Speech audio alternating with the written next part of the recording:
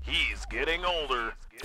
Kiss my ass, you don't like it. It's my house. But not wiser. Everybody has affinity for cock. This is The Lefty Show. Welcome, everybody, to The Lefty Show. I am your host, Lefty. Glad to be here with all of you today, which is Wednesday, the 30th of July in the year of our Spaghetti Monster 2014. Welcome one, welcome all to The Lefty Show, episode number 65. Already at number 65. The show has been in existence for about a month and a half. I think that's a lot of episodes. That's a lot of podcasting, if I do say so myself. Thank you to everybody that's been watching the show on YouTube. YouTube.com/LeftyOX is where you can go to find the show in its YouTube formation. You can also follow me on Twitter if you want to stay up to date on all the latest and greatest Lefty Show news. That's where you can go to do that. Twitter.com/Lefty643 or just at Lefty643. Thank you to everybody that's been sharing the show, helping the show grow, helping the show climb the comedy charts on iTunes. You can go over to the RSS feed at leftyshow.podbean.com, manually subscribe there, or get your favorite Android podcasting app of choice, search up The Lefty Show, subscribe to us there. Or you really want to help out, you want to help us climb the iTunes charts, and thank you to everybody that's been doing that. Head on over to the iTunes store, search The Lefty Show, find us, and subscribe there. It's a great way to help out the show. And if you want to help out the show in another way, you can go to imraising.com/643 productions. And now, speaking of helping out shows monetarily, I was going to save this for the news, but I think it's a big enough deal that it should be covered at the top of the show.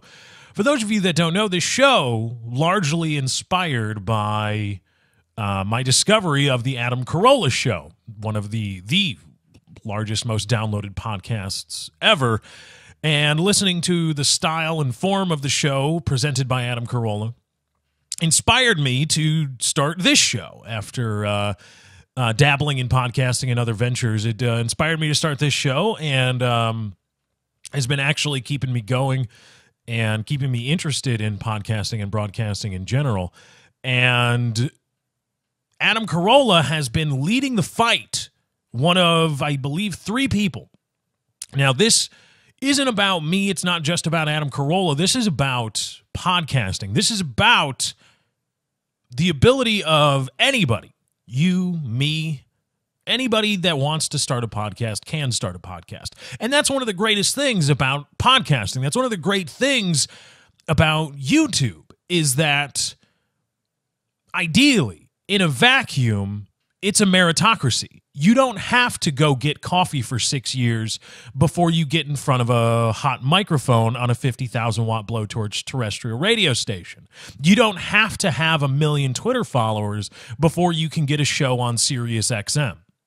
If you want to start a podcast and you've got something to say, all you need is the ability to record your voice or video or record audio and an internet connection, and bam, you're podcasting.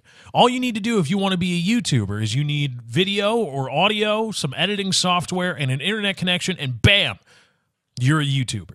Now, theoretically, it's a true meritocracy, and it's one of the greatest things about this business, which is a business. But there are those out there who would threaten that. There are those who are trying to, in some unscrupulous ways, trying to make money off of the hard work of other people, trying to raise the barrier for entry. Like I said, the barrier for entry right now is, can you record your voice or video, or can you record audio at the very least, and do you have an internet connection? That's the barrier for entry, which is what? Couple $100 for a computer, another $50 for a microphone, OBS is free, and $50 a month for an internet connection, and then, I don't know, $10 a month for hosting, and bam, you've got a podcast, and bam, you're on iTunes. iTunes doesn't care how many viewers you have. They're just, yeah, sure, whatever, here you go. There are those, though, that would make that barrier for entry much higher artificially by saying, well, you can start up a podcast, sure.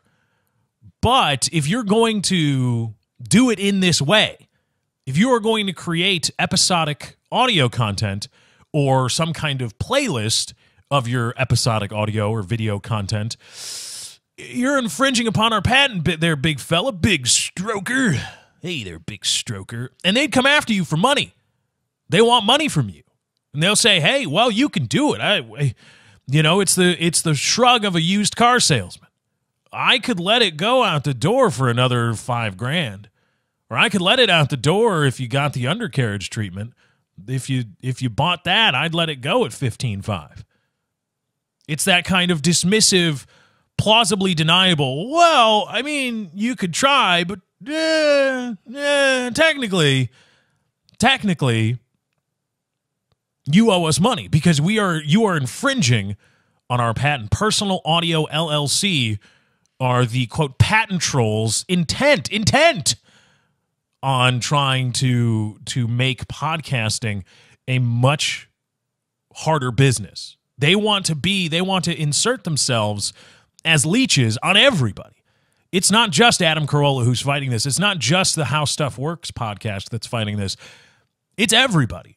Everybody's fighting this because there are people out there, technically speaking, and a court has heard this. A judge has heard this and is proceeding with it. They've read the patent and said, yeah, this is about works. Never mind that the Supreme Court recently ruled the idea of, well, episodic content, but do it on a computer.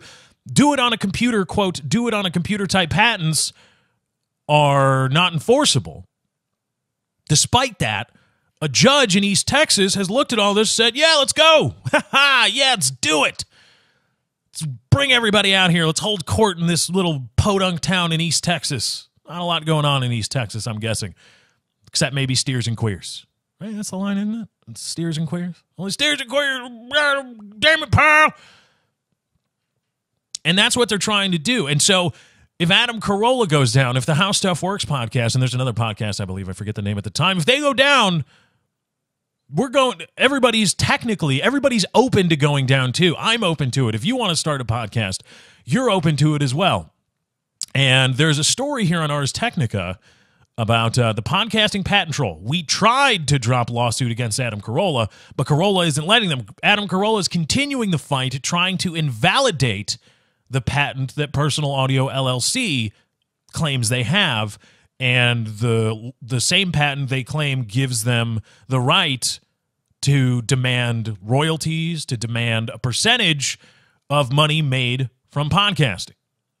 Likening it to, in the YouTube business, there's what are called leech networks. You're not really partnered with YouTube.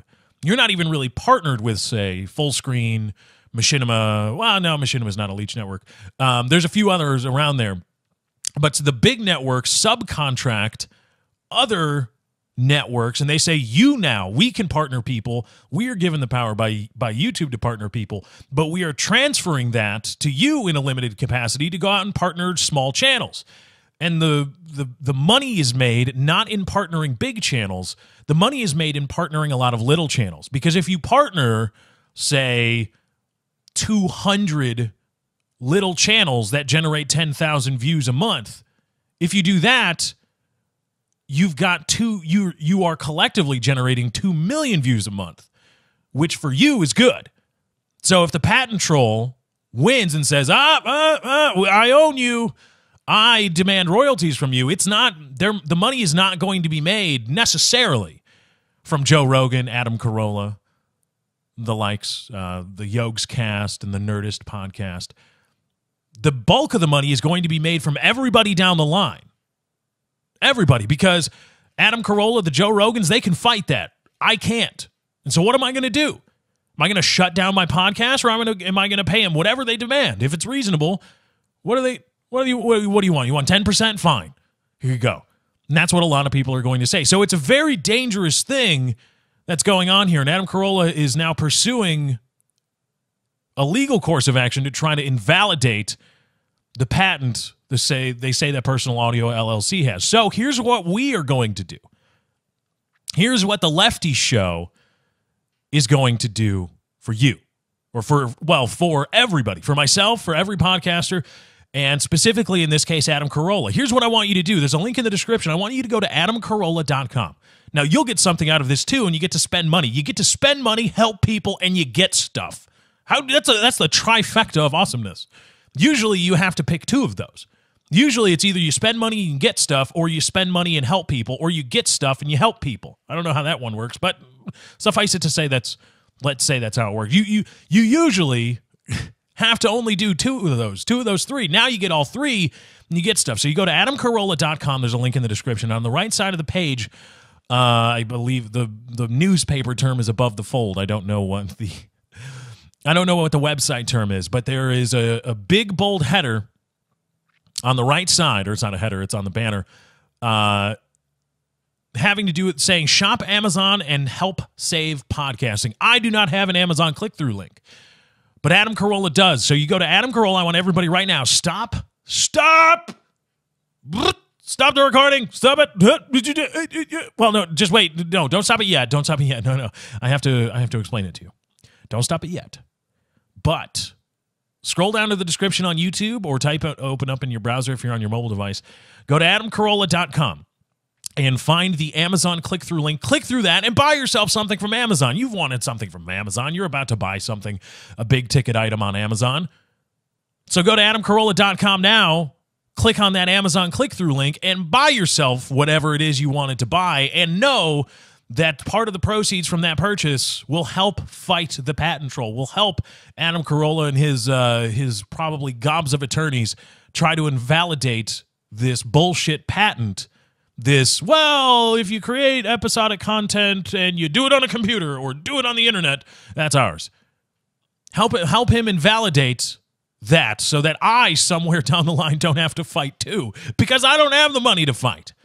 I don't have the following to put up a Patreon and get tens of thousands or hundreds of thousands of dollars to litigate this in East Texas, which is where a lot of the patent trolls do their business, because a lot of the cases tend to go to jury, and juries are people are scared of juries because people are dumb. See, proven. That's empirical evidence. That's what we call that. So head on over to adamcarolla.com right now. Click on the Amazon click-through link and help fight the patent troll and get yourself some cool stuff from Amazon. Whatever it is you want to buy. You want to buy sunglasses? You want to buy, what else do they sell? Amazon sells everything, man. There's some things that I'm like, I did not even know Amazon sells this. Amazon sells wine. I did not know Amazon sold wine. I didn't know you could sell liquor over the internet. But Amazon apparently has some kind of wine dispensary. You can sign up and be part of wine clubs and whatnot. I'm like, oh, shit. Now they're opening up 3D printing stuff. If you want something 3D printed, Amazon will do it for you. I don't know what. I don't know. Can you get organs? They can 3D print organs now, right? So can you call up Amazon? Could you theoretically call up Amazon and say, hey, Amazon, I would like a new pancreas. Please, I need it. I want it. I need a pancreas. Got bad shit going on. I need you to 3D print me a pancreas. That'd be great. That would be great. I will find. No. I will bring. It's like T-Mobile when they tell you to bring in your phone and they'll help you break the contract. It's like you bring in your own pancreas. You bring in your own pancreas to an inpatient surgery center. Like, well, I've got my own pancreas here. I brought my own from home. Can we do? What is it? I don't need you to find the pancreas. I brought my own from home. Can you please do this one for me? I brought the pancreas, so can we cut that out? What would it cost to just swap that sumbitch out? It's like if you're bringing your own car part to Midas or wherever. It's like, well, I brought my own exhaust system, so all you need to do is put it in. Motherfucker. So here's a story from Ars Technica about Adam Carolla and the patent troll. Personal Audio LLC is an East Texas shell company that gathered national attention when it claimed it had the right to demand cash from every podcaster. The company was wielding a patent on, quote, episodic content, which it said included anyone doing a podcast as well as many types of online video. Now, the company is trying to walk away from its highest profile lawsuit against comedian Adam Carolla without getting paid a penny. But Carolla won't let the case drop. In a statement released today, Personal Audio says that Carolla, who has raised more than $450,000 from fans to fight the case, is wasting their money on an unnecessary lawsuit. The company, which is a patent troll with no business other than lawsuits, has said Carolla just doesn't care since his fans are paying his lawyer's bills. Quote, Adam Carolla's assertions that we would destroy podcasting were ludicrous on their face, said Personal Audio CEO Brad Little. But it generated sympathy from fans and ratings for his show. Getting his fan base to continue to donate to his legal fund is a cynical exploitation of the publicity power he has as an entertainer. He continued to say that Personal Audio was quite surprised Carolla turned down their offer. Perhaps this is because he feels he can simply get his fans to fund his future and now unnecessary legal expenses. Or perhaps it relates to how he uses the case as material for his show. The fact of the matter is that Adam Carolla is asking people to donate money to him for a lawsuit that he no longer needs to defend. We would like his listeners to understand this situation when deciding whether or not to donate additional money to his cause.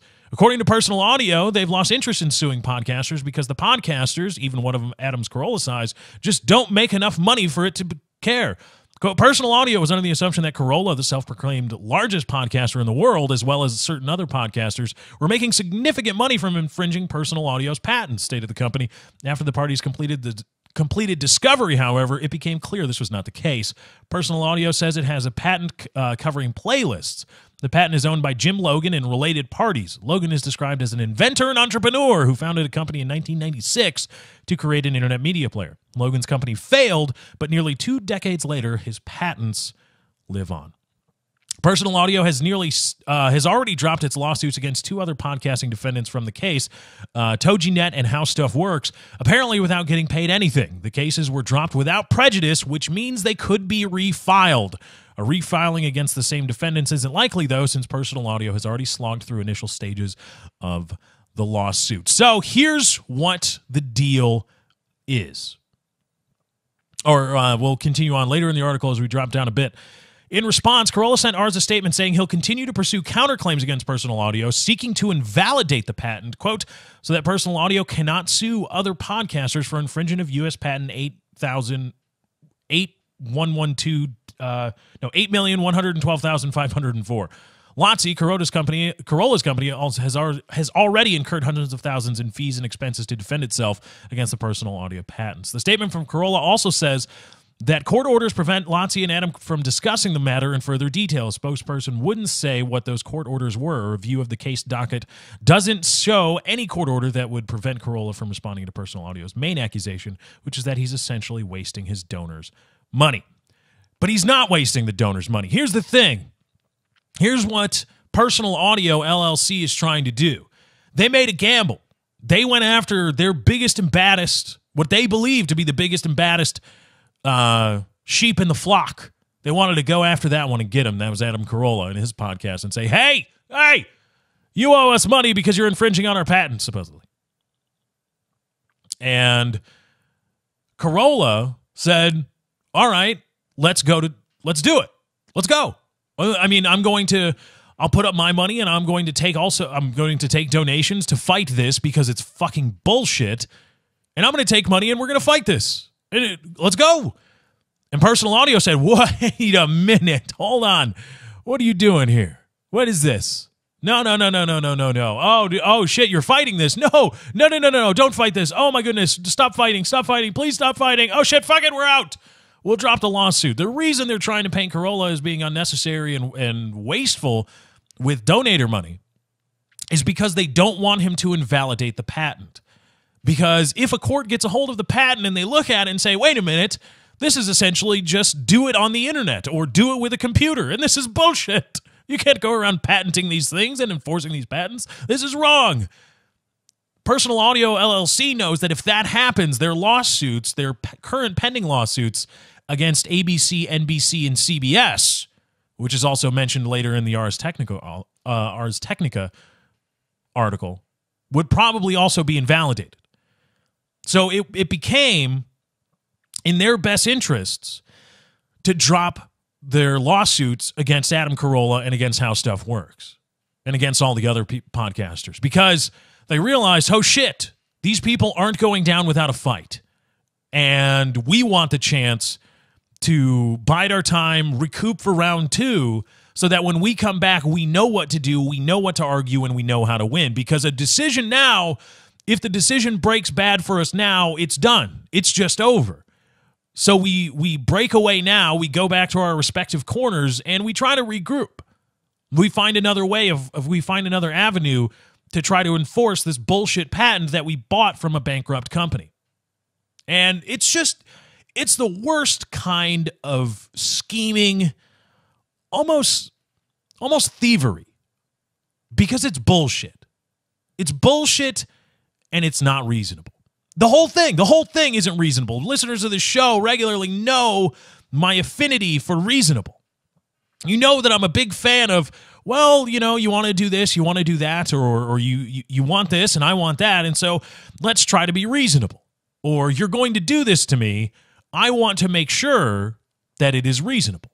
If everybody acted reasonably to each other, we would be an amazing society, but we don't, because we have a system in which patents are viewed as assets. Patents on intellectual property. This isn't Eli Whitney's cotton gin, okay? This is not like hey, this brand new thing, this machine, here's how to draw it. This is mine to recreate or to create and distribute. This is mine. This is my machine. This is my book. This is my song. I created this. What we've allowed to happen is we've allowed just purely theoretical patents. And because you can have a patent on an actual thing that you create and sell, and you can also patent an idea, you can patent sort of a theoretical promise to do a thing or maybe create something.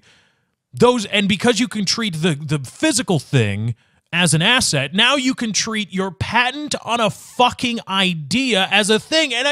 And people are like, yes, this is the way it works. I say, what in the actual fuck are we doing? Does nobody else look around and say, wait a minute, just a fucking minute. So you're telling me that if somebody goes bankrupt, if I patent an idea, there's a patent out there. There is a patent out there, okay? You can look it up on Google. Google has a great, large, wide-ranging database of U.S. patents and all those kinds of things. There is a patent out there, a medical patent on a medical procedure that is, okay? Get ready for this. Are you ready? Is everybody sitting down? Is everybody sitting? You sitting? Sitting? Sit down. Sit. All right, good. There's a medical patent on the procedure of using marijuana to treat the byproducts of chemotherapy. There's a medical patent filed and in good standing, filed on file. Somebody has the patent for using cannabinoids as in a medicinal setting. Not to treat things, not to make people better, because that doesn't happen, but to treat the side effects of chemotherapy and other cancer treatments. That is a medical patent on file.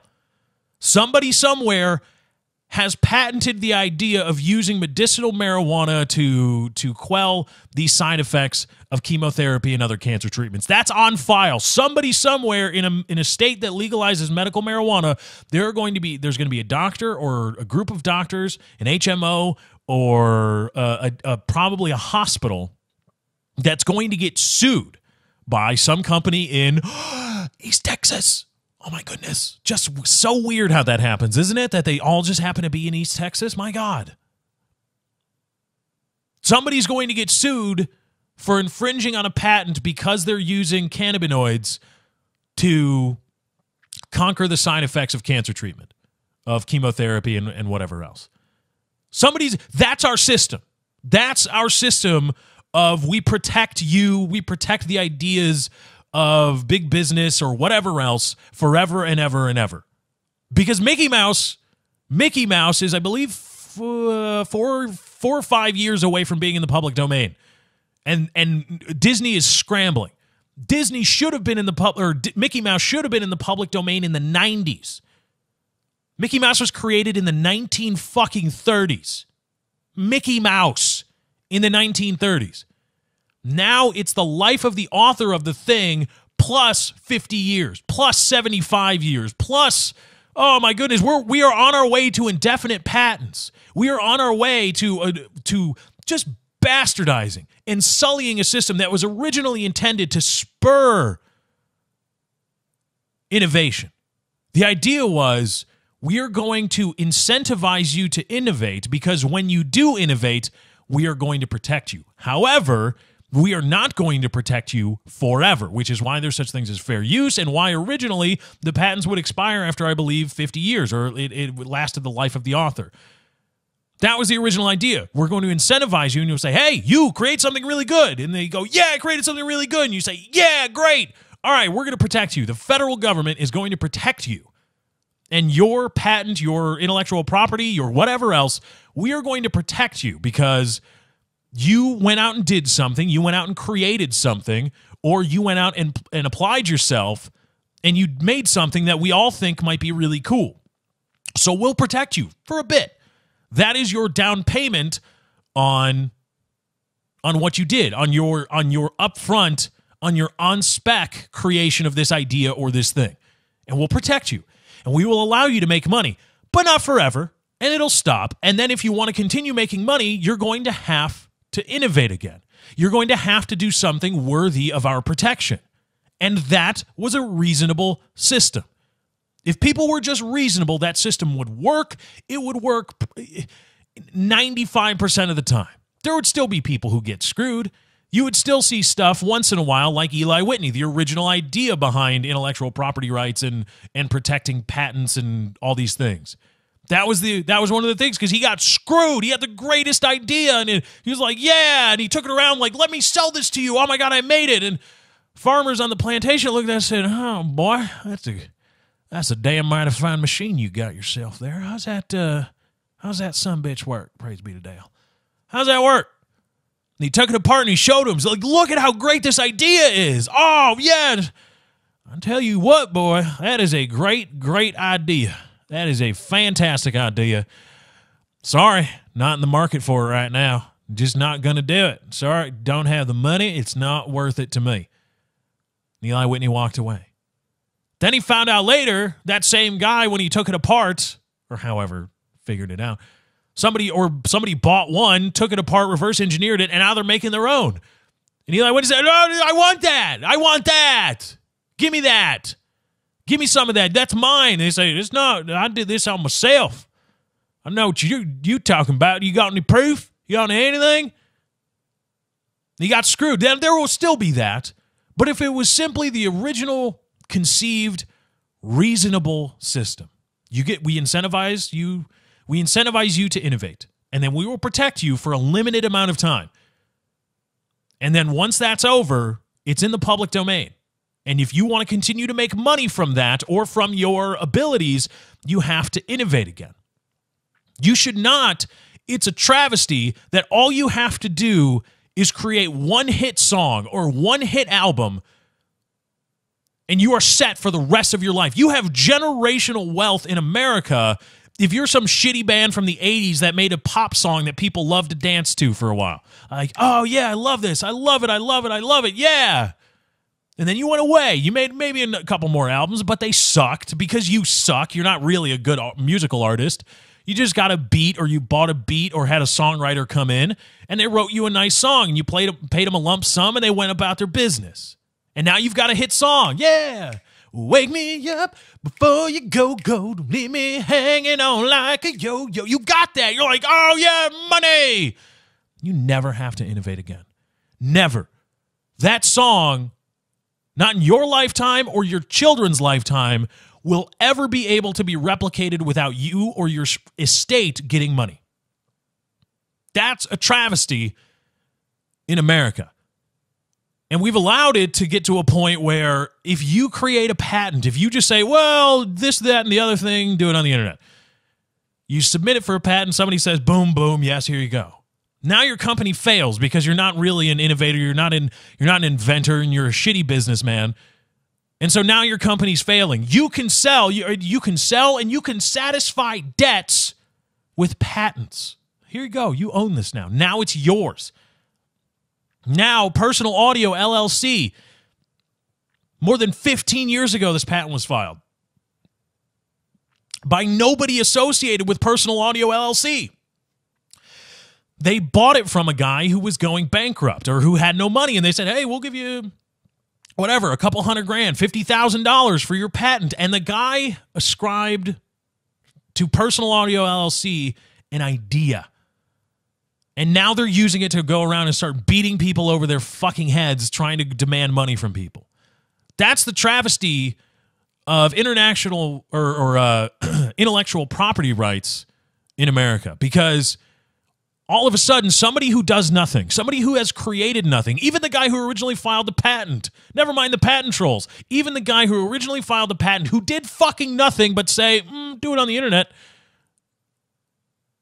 even that guy would have a beef with Microsoft or ABC, CBS, NBC, or now podcasters, and so now he can sell that. And somebody whose only business is lawsuits, their only source of revenue is settling from lawsuits or winning judgments in lawsuits, can go around and you are in the business of suing people. And you're not an attorney. There should be about one group of people in the business of suing other people. Those are attorneys. Anybody else, you should not be in the business of suing people. Unless you are an officer of the court, you shouldn't be running around suing people. That should not be the way you make money, the way you generate revenue. You just, I'm going to go around and buy rights to things and then sue people for them. What the? Ugh. So help out, help support the fight, because again, as somebody who has bet on themselves with this podcast and podcasting and episodic content, this is if this is going to be made, if I'm going to make a go of this. And if anybody else is going to make a go of this, it can't be that you have to constantly look over your shoulder wondering if a patent troll is going to pop up out of nowhere and absolutely decimate your business and demand back revenues or the equivalent, the civil equivalent of back taxes. Because you've been profiting from my patent for a long time, so now you owe me. It's like, did you create the patent? Well, no, we bought it. Oh, all right. So help support the fight against that. Link in the description on the YouTube or on the YouTube video. Go to adamcarolla.com and click the shop on Amazon and help save podcasting image. You'll be taken directly to Amazon. Buy yourself something nice. Here you go. Buy yourself something nice from Amazon. Amazon's got a ton of stuff. You'll be able to find yourself something nice, and you'll come away happy knowing that you got something. You spent a little money, and you helped stimulate the economy, and you helped fight patent trolls. You help save the Adam Carolla Show, and you help save the Lefty Show. Perhaps the Lefty Show. I'll go down fighting. I'll go down fighting. This is my solemn oath and obligation to you, my pledge to you, the listeners. I will go and fight. Head on over to the Adam Carolla or adamcarolla.com. Click on the Amazon click-through link and go get yourself something nice from Amazon. I might go get a PlayStation game. Who knows? Ha! There we go. In other news, we'll get to the news here in a bit later in the show. I was cruising around Deadspin and other sporting news websites, and I talked earlier this week or last week that is, about Ray Rice and his suspension of his 2-game suspension from the NFL for knocking his wife unconscious. And I think it was maybe half an hour after I started the upload to YouTube. After I had finished recording, I rendered it out. I had uploaded the show to Podbean, leftyshow.podbean.com, or The Lefty Show on the iTunes Store, your favorite Android podcasting app, where you can find the show there.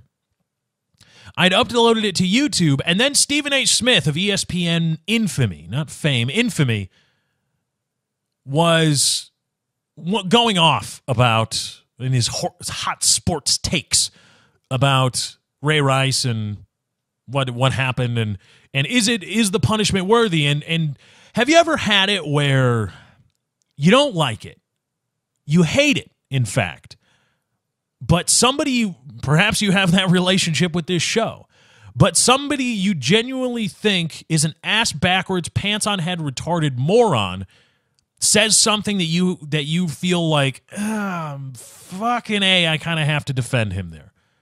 Don't you? Have you ever had that where somebody says something, somebody who is known in your mind for saying dumb things and going off and being caustic and being abrasive towards people? Jesus Christ, it's like I'm talking about myself here. He likes long walks on the beach. He's got a nice voice. Maybe does a podcast. You know how it is, right? But have you ever had that where somebody says something you don't like, you say, son of a bitch? It probably happens a lot in politics. Let's say you're a Democrat and somebody else is a Republican, but then a Republican, a conservative will say something, you go, son of a bitch, he's right. Damn it. God damn it. Why do I have to? Shit. I think that's where a lot of vitriol comes from, because you know you're supposed to, or you've convinced yourself that you're supposed to dislike this person, whomever they are. And then they say something that you're like, ugh. And what makes it even worse is if that person is getting a lot of flack for it. Stephen Colbert. Some people may not like Stephen Colbert, the character, the comedy show. I don't know why. But when he got a lot of flack for his Ching Chong Ding Dong school for the underprivileged Asians or whatever, that joke, when he was getting a lot of flack on social media, there were probably many people not a fan of Stephen Colbert, or at least the idea of Stephen Colbert, who had to go, damn it. Got to defend this jerk off. Got to defend him. Or Michael Richards going off on a racist rant like, damn it, dude. Why must you make me defend you? So Stephen A. Smith went off on ESPN's First Take talking about the Ray Rice suspension, and he made allusion to provocation.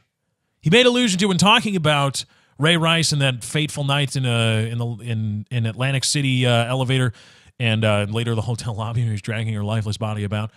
He talked a lot about provocation, and in a roundabout way, using very clumsy wording, he implied that women can provoke domestic violence, that women can provoke being beaten, and that we need to take into account what they did when looking at punishment for the committer of domestic violence. And everybody went nuts, and perhaps rightfully so, because the way he worded it was awful. The way he worded it was awful. I mean, there was no reasonable, any reasonable person, many reasonable people, it would be very easy for them to come away thinking, wait a minute, did you just say that women can ask to be beaten?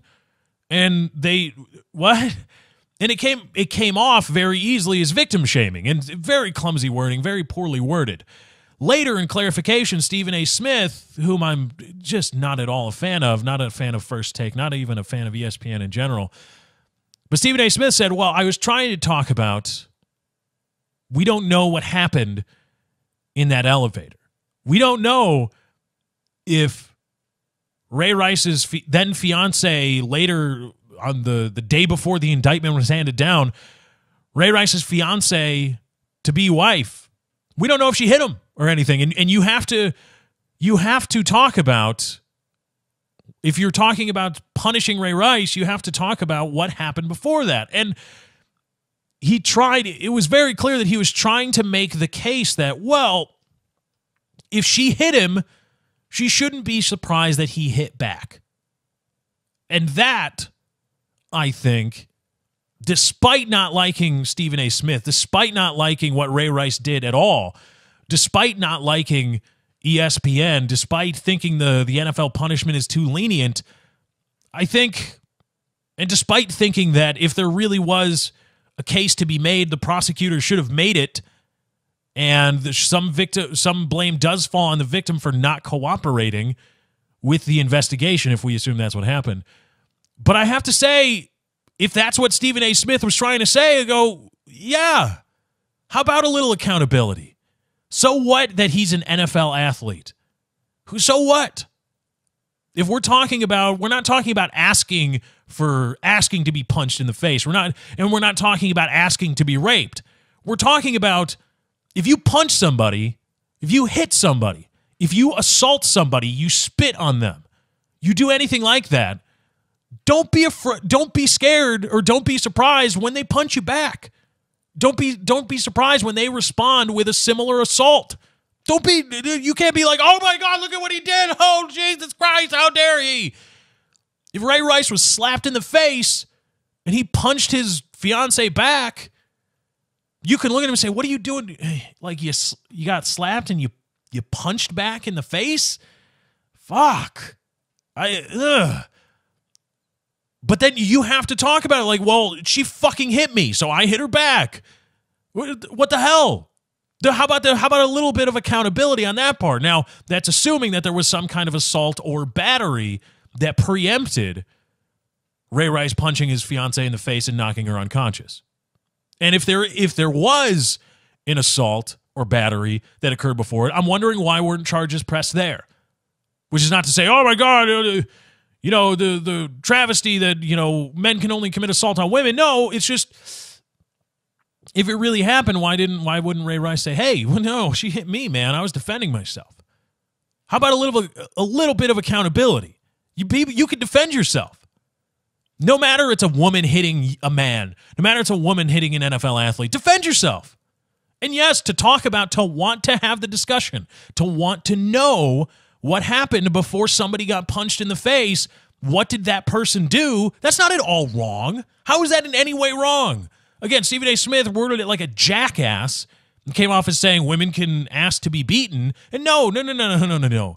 But to look at the whole situation and say, well, he knocked her unconscious in the elevator and was dragging her about. So, holy shit, that's fucked up. What happened before? What do you mean? So, well, I mean, they didn't just appear in the elevator and they weren't just standing still and then he just decided to punch her in the face, did he? Well, we don't know. And I said, that's right. What happened? What was he doing? And yes, what was she doing? What did she do? That's not at all an unreasonable question. It's like asking after a rape. All right, well, what were you doing? Are you implying that I was asked to be raped? No, I just want to know what the fuck you did. Wait, I mean, you're claiming rape, okay, but I need to know what happened before the rape. Because, well, if you're just walking down the street, the guy knocked you to the ground and violated you, well, that's one thing. Of course, rape, bam. But if you got drunk at a bar, were making out with the guy, walked home, you consensually had sex, you woke up in the morning, regretted it, and now you're crying rape, well, that's certainly another thing. So, yes, it is reasonable and prudent to want to know what the fuck happened before she got knocked unconscious. And, yes, that involves what she did. Why is that in any way unreasonable? Now, these are the same people, mind you, who act like an NFL suspension would in any way bring closure to a domestic violence victim. Why do people want to talk so much about Ray Rice being suspended from the NFL? If there's any closure to be had, if you're a victim of domestic violence, seeing your abuser punished at work, would that bring any kind of closure to you? And that's an honest question. I don't mean to imply I've never been the victim of domestic violence, so I don't know. But it would appear to me that seeing the abuser being punished at work would pale in comparison to the people of the state of New Jersey or the United States of America coming down and getting the abuser. That seems like it would give, if there's any closure to be had, way more closure than, say, just getting punished at work. Way more closure. So to act as though, oh, the punishment is completely out of whack. Yes, it is out of whack with what other people get punished for in the NFL. However, don't for a second believe that will bring closure to the victim. Don't for a second think that says anything about domestic violence in women's rights or anything like that. No. Prosecuting brings closure. Prosecuting says things about how society views domestic violence and the like. This is just the NFL oligarch Roger Goodell protecting his very, very, very profitable business and being a jackass about it. Yeah. But that doesn't mean that society's like, oh, that means we're okay to beat women now. Yeah, go for it. Woohoo. It doesn't say that at all. So Stephen A. Smith, I don't like you. And you're suspended for a week from ESPN. Well, he's not appearing for a week on ESPN, which means he was suspended for a week from ESPN for saying what he said. However, and I think you worded it like a jackass, but to ask what happened and to want to know what preceded the actual uppercut to the face of the lovely young lady, the poor young lady who was beaten by her fiance, is not at all unreasonable. And to freak out if somebody dare asks, like, oh my goodness, you're saying that women can ask to be raped? I said, no. However, people can do things that preempt bad things happening to them. This is the narcissistic-ish entitlement of our society showing through. Because you mean to say that somebody could have an influence on what happens to them?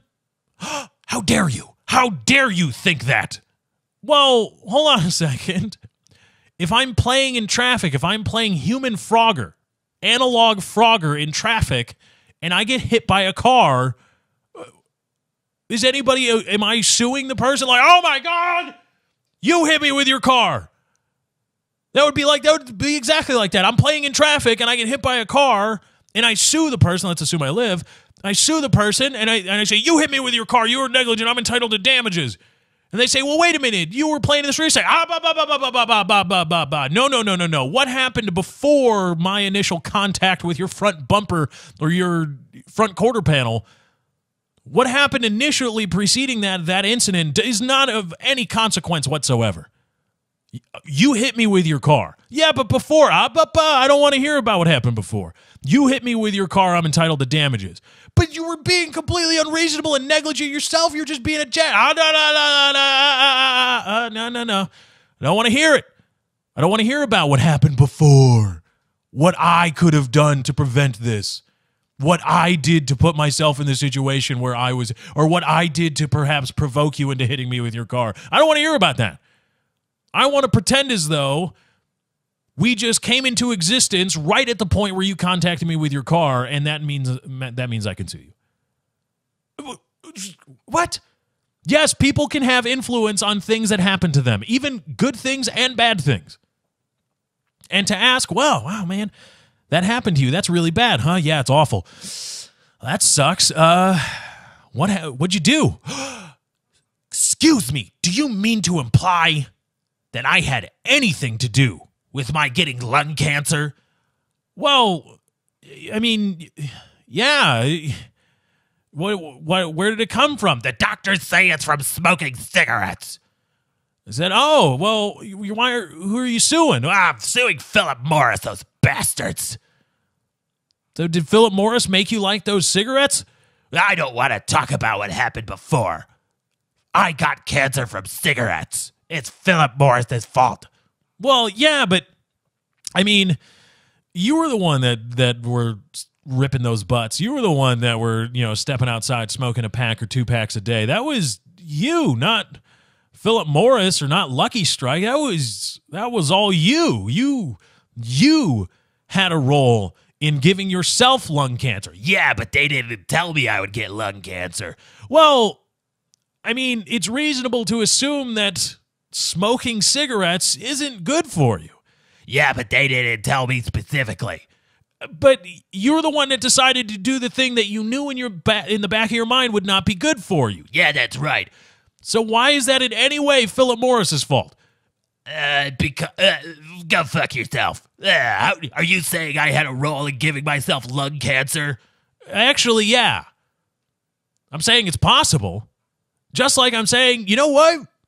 As tough as it might be to say or believe, Ray Rice's fiance may have done something that provoked a defense from Ray Rice. It could be that Ray Rice punching his girlfriend in the face was a defense to some offense on her part. And that could be. And to deny that possibility is completely and wholly unreasonable. So Stephen A. Smith, you're a jackass, but shit, man, I got a hard time believing that you're that much of a jackass for just wanting to know what happened before she got punched in the face. Because to deny that there was a before punch in the face is just stupid. It's silly.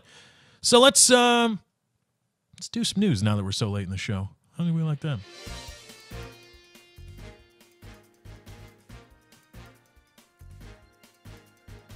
We got a lot to talk about in the news today. The home stretch of the Lefty Show. A mom of a 7-year-old was arrested on felony charges for allowing her 7-year-old to walk to the park. Police respond to the report of a gun in Northampton, and he tells them the only guns are his biceps. Jetstar in Australia apologizes after a crew member advises passengers to flush their drugs. Chris Kyle, or at least his estate, sued by former Governor Jesse Ventura. The NYPD is detaining people with pressure cookers And a California restaurant has banned noisy children. Let's talk about the news. Now, I talk a lot about personal accountability and all kinds of stuff in our society. But it's also the case that we are over-legislating the shit out of ourselves. We are putting ourselves in jail, putting people in jail, having run-ins with the police for the silliest goddamn things. For the silliest goddamn things. This is from Fox6now.com.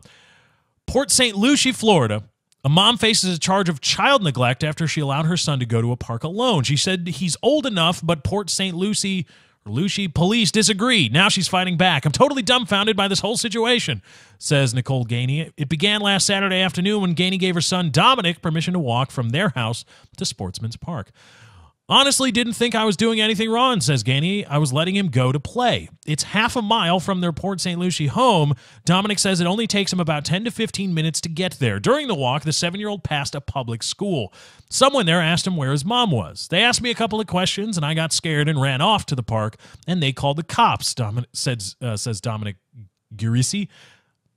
Dominic was playing at the park when an officer pulled up. They said, "Where does your mom live?" says Dominic. Police took him home. That's when his mom was arrested and charged with child neglect. Gainey says she was shocked. My own bondsman said my parents would have been in jail every day, says Gainey, who paid nearly $4,000 to bond out. The officer wrote in the report that Dominic was unsupervised at the park and that numerous sex offenders reside in the vicinity. Ah, the threat of sex offenders. He just basically kept going over that there's pedophiles and this and that, and basically the park wasn't safe and he shouldn't be there alone. She believes Dominic is mature enough to go to the park alone during the day. Gainey adds her son always has a cell phone with which she calls to check on him. Gainey plans to fight the felony charge, but after this she won't let Dominic go to the park alone. She's afraid she'll be arrested again. The St. Lucie County State's Attorney says there's no law that specifies how old a child has to be before he or she can go somewhere unsupervised. It's done on a case-by-case basis. So here we have half a mile. Half a fucking mile. Half a mile. Go walk half a mile. You can go to Google Maps, wherever you live, and map out a half-mile walk. A mile is 5,280 feet, so half a mile would be 3,640 feet. That's a half a mile? No. Fuck. 5,200. God damn it. I don't know. It's less than that. All right, fuck it. We gotta bring up old calculadora here. All right. 5,280 divided by 2. 2640. There it is. Not 3640. 2640. 2,640 feet. You can go to Google Maps right now and map out around wherever you live a half-mile walk. Half mile. That's it. That's all. And look around there and go, huh, okay, and see how far in a half-mile radius, how far away you can get from your house or from your apartment or from your dorm, wherever you live. Or maybe your cardboard box. Who knows? Map out a half mile. You go, oh, well, that's not really that far. If you live in suburbia, if you live in the city even, you realize, oh, man, half mile is not at all a long distance to walk, especially for a 7-year-old, those tiny little feet and legs. 10 to 15 minutes to get there is not a big deal. Not at all. A half a fucking mile. And after a woman lets her son go to a park, the state's attorney even says there's no law that makes this illegal. There is no specific law that makes it illegal at some age, arbitrary age, that allows or disallows a child to walk to a park or to be left unattended. There's no specific part of the law. It's handled on a case-by-case basis, says the state's attorney's office, but we're handing out fucking felonies for it. What the fuck? We've got real shit going on. We've got real shit going on in our society. The recent study from the Washington Times says the middle class is 20%, effectively 20% poorer than they were in the mid-1980s. That's a real fucking thing. The middle class is fucking broke. People don't have money to do anything. People don't have money to survive. A statistically significant percentage of full-time Walmart and McDonald's employees are still on public assistance. And they need to be on public assistance and able to be able to make ends meet. That's a real fucking problem. The economy crashed. That's a real fucking problem. And there are people that are responsible for making it crash. That's a real fucking problem. Not one of them is going to jail. Not one of them is charged with a felony. But here we have a mother who let her son, her 7-year-old son, walk a half mile with a cell phone for contact to a park, not to buy drugs, not to buy meth or coke. Hey, Sonny, go out and get your mom some blow. I'm going to smoke my more, fill up more cigarettes. That's not all. You're going to a park to play half a mile with no specific law that makes it illegal. And she has a felony on her record. A felony arrest. Felony fucking arrest. And her life is completely different now. She has to defend herself from a felony charge. No Wall Street criminals are going to jail. There's nobody getting really pissed off about the fact that the middle class is fucking broke. Nobody's outraged at Israel or Palestine and Hamas. It's just, there's real problems, but fuck this person because, oh my God, there might be sex offenders around. Felony. Blah. Good job. We're detaining people for having pressure cookers. This is a New York Post story. 2 vacationing Kuwaitis were still simmering Saturday. Still simmering Saturday. That is a clever pun, given the subject matter of the story, and also some clever alliteration. That's a twofer right there. 2 vacationing Kuwaitis were still simmering Saturday after cops questioned them for hours about a pair of pressure cookers spotted in the trunk of their car at a fancy midtown hotel. The men were not arrested, but police sources say they remain under investigation. The questioning was disgusting and weird, says Ayub Al-Wadi, who insisted that he and his pal, Mohammed Al-Tabi, will use the cookers to prepare rice, chicken, and meat. Al-Wadi said he had no idea why he was being questioned until a cop told him pressure cookers were used in the Boston Marathon bombing. They said, "You haven't heard about Boston?" And I said, "No." And they told me about Boston. Al-Tabi, 20, and Al-Wahadi, 21, who are studying mechanical engineering at Boise State University in Idaho, drove up to the Intercontinental Hotel on East 48th Street on Friday evening. When they popped the trunk, a doorman spotted the 2 pressure cookers. The doorman called Crime Stoppers, and NYPD counterterrorism and intelligence officers soon arrived to question them. More than a dozen cops responded. The police questioned us for 3 hours. It was a little scary. It took a while to figure out why the cops were interrogating them, Al-Wahadi said. They said they found the pressure cookers. I said, yes. What's wrong with that? He recounted. Al-Wahadi said he and Al-Tabi just completed summer classes at a Michigan university. They said they bought the pressure cookers at an Arab supermarket in Dearborn, Michigan, since similar pressure cookers aren't available in Boise. We're detaining people, detaining brown people just because they have fucking pressure cookers. Detaining them.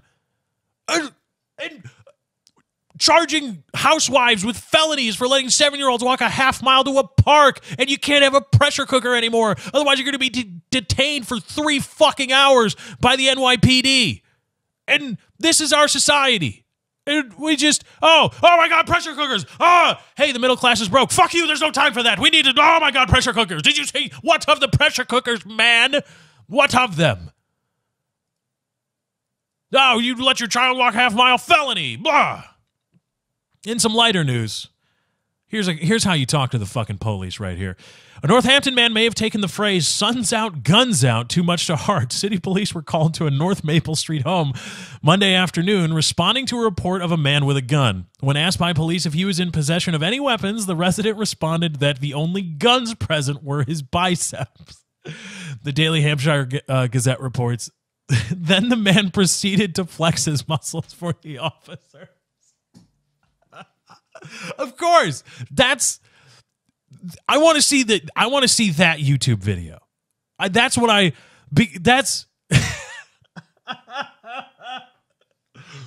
a search of the North Maple Street home produced no guns except for a toy water gun. But everybody knows about the self-important Second Amendment guys that go out open carrying in states where open carry is allowed, and incite interactions with police because they want to be YouTube stars, or they want the next 10 million viral view video, and they just go out looking for cops to fuck with them. And it's just, I look at that, and again, reasonable. Just reasonable. Yes, it's technically within your rights to walk around. Constitutional, and the statute says you can open carry. And yeah, it's technically within your rights. And you're not violating the law, but come on, man, you know exactly what you're doing. You're not open carrying to deter people from coming to fuck with you. You're in fact open carrying because you want people, a specific group of people, the police, to come and fuck with you.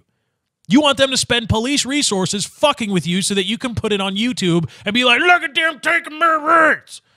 That's what you want. And it's just, what the fuck, man? Yeah, be reasonable and be comfortable in the knowledge that you have this right. You don't need to go displaying it just to try to get people to fuck with you. That is unreasonable. And while I will defend your right, I'm going to call you a jackass because you're being unreasonable and trying to get people to fuck with you. And there are real problems, and you're inciting a police officer to spend time cocking around with you because you want to make a political statement on YouTube. Fuck it. So we all know that. I want this guy to go around. Here's what needs to happen. We need to get this guy a camera crew, and they'll follow him around. And then you hire a bum, give him $50, and you say, call the police, call Crime Stoppers, or whatever civilian reporting stuff is out there in the neighborhood, and you tell them there's a guy walking around with a gun, and you give them the description of this hopefully buff guy. Maybe it would be better if he wasn't buff. Like, nope, these are my guns, dude. Check it out. 22s. It's okay. Looking to upgrade the barrels on him soon. You know how it is, or the chambers and the barrels, because you got to do that, and the magazines and the cylinder or whatever it is. Maybe he was like a really scrawny dude, like, look at this.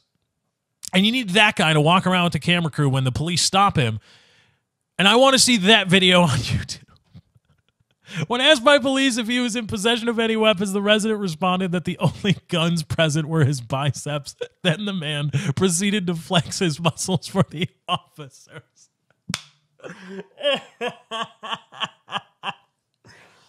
Oh, that's great. They would be like, the greatest part when they come up is like, do you guys have tickets? Officers, do you have a warrant? What warrant? We don't need a warrant a warrant for the gun show. The judge is sitting on the bench that way.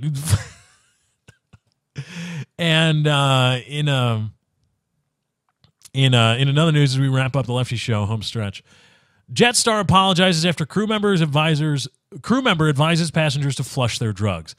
Jetstar has apologized after a crew member advised Splendor in the Grass festival goers to dump their drugs before landing in Sydney. People who attended the music festival near Byron Bay were on a flight out of the Gold Coast on Sunday when the crew member issued a public announcement. The flight attendant said sniffer dogs and quarantine officers were waiting at the domestic terminal and advised them to flush anything you shouldn't have down the toilet.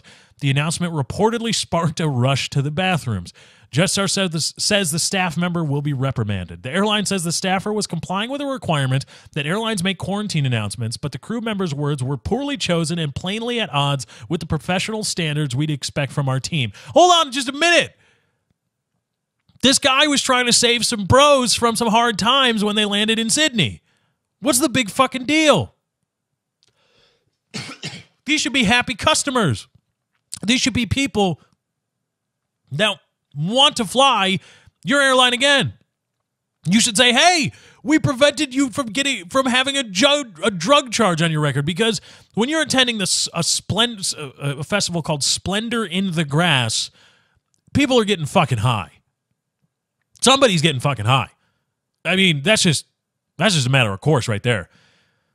And so if your crew member says, hey, by the way, as we begin our descent into Sydney, you should know that there are going to be drug-sniffing dogs and quarantine officers there, and they might find some shit if you're not supposed to have it. And we have bathrooms with functioning toilets. And if people were like, oh shit, I don't want to be busted, and they ran and flushed down their drugs, what the fuck is the problem? You saved customers from having a hard time. You should be like, yeah. If I was the CEO, I'd say, yeah, that guy's not getting reprimanded. He's getting a fucking promotion. He's gonna be a pilot now. Yeah, he doesn't know how to fly, but fuck it, right? I mean, you got to reward people. I mean, because we just saved. I'd say, listen, we saved all of our customers that day a gigantic fucking headache and probably maybe some time in the clink. Colonel Clink, I see nothing. We saved them a bunch. Yeah, I mean, they had to flush down their drugs, but flushing down your drugs pales in comparison to having drug-sniffing dogs tackle you and rip your balls off because they think that's where your hashish is. So we saved you a big headache. You should be thanking us, not be like, oh, man, they had to flush down my drugs. Like, I saved your ass, man. I told you 5-0 was going to be waiting there. How many people arrested for nonviolent drug charges would want to have known, hey, there's a cop around the corner. Do you have anything on you? How many people sitting in county lockup right now? Or shit, the nonviolent drug offenders in actual prison, federal pound me in the ass prison. How many of them, if you went to them right now and said, all right, listen, if I would have told you, if we can transport you back to that night, and I could have told you, hey, there's a police cruiser around the corner who is going to stop you because you look shady and is going to search you for drugs, would you want that heads up? If you could go back and do it all over again, would you want that heads up? Fucking course you would. Everybody would. Because it plays into what I say all the time. Everybody says, I've got nothing to hide. I got nothing to hide. Yeah, you say that now. When you do have something to hide, because we all do, when you do have something to hide, you're going to want the exact same protections that you're willy-nilly throwing away right now. When you hit it big at the Jack Black tables, when you hit it big at the blackjack tables in Vegas and you cash out and you don't want to deposit all that cash into your bank account because fuck paying the taxes on that, am I right? And because, the war on drugs, it's somehow illegal to carry large amounts of cash on you. So when you're going through the airport with $50,000 strapped in cash to the small of your back, because you don't want to fucking declare it as income, you just want to spend it however you please, get yourself something nice at Amazon, AdamCarolla.com, go to the Amazon click-through link, buy yourself some nice shit, you're going to be like, hey, why are you touching me? Stop touching me. Oh, leave me alone. When previously you were like, I've got nothing to hide. Oh, but now you hit it big on the blackjack tables and you just don't want to declare that. You don't want to declare that cash, do you? Oh, so now you come back a-crawling. Now you come crawling back saying, give me my rights. Give me my protections, please. Everybody has something to hide. You think you have nothing to hide now, but one day you will. And you just better hope. You just better hope that on that one day or on that time or at those times when you have something to hide, that you're not met by somebody you had previously told, I've got nothing to hide. You just hope. That's all. That's all. I'm not going to try to convince you that it's a bad deal, because if you're honestly going to say, I've just got nothing to hide, so blah. Well, there's no convincing you. There's nothing I can say where you're going to go, yeah, all right, never mind. I completely reverse course on my previous thoughts, on my previous thought process. That's not going to happen. So I'm just going to say, well, one day you're going to have something to hide. And I just hope that you don't run into somebody that has been trained under the guise of, well, if people have nothing to hide, they shouldn't shy away from being searched or having things seized. That's all. So, yeah, I mean, they're fucking with our customers, just our customers. They saved your customers' fucking ass because all of those people had something to hide. All of them. And all this guy did, all this flight attendant did was tip him off to 5-0 waiting around the corner. And there was nobody in lockup, county, whatever, that would turn that down. Nobody, everybody would be like, you mean if somebody told me that a cop was waiting around the corner? Holy shit. Oh my God, I wouldn't be here. That would be amazing. But we're getting people in trouble for warning of pending police action. We're charging housewives with felonies for allowing their children to walk half a mile. And we're detaining people for pressure cookers. You can't have a pressure cooker anymore. This is ridiculous. Society over. Let's bring it home.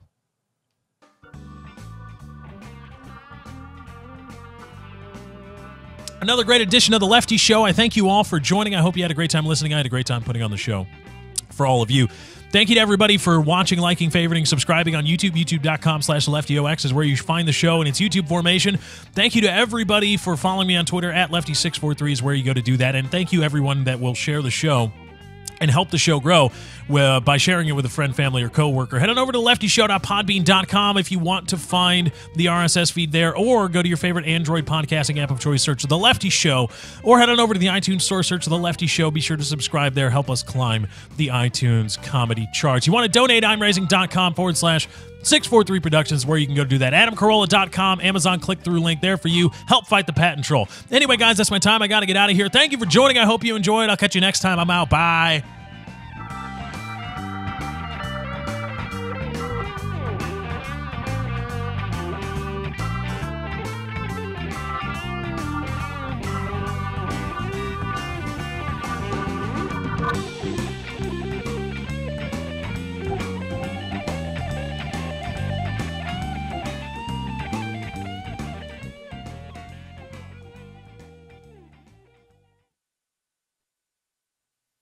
Everybody has affinity for cock.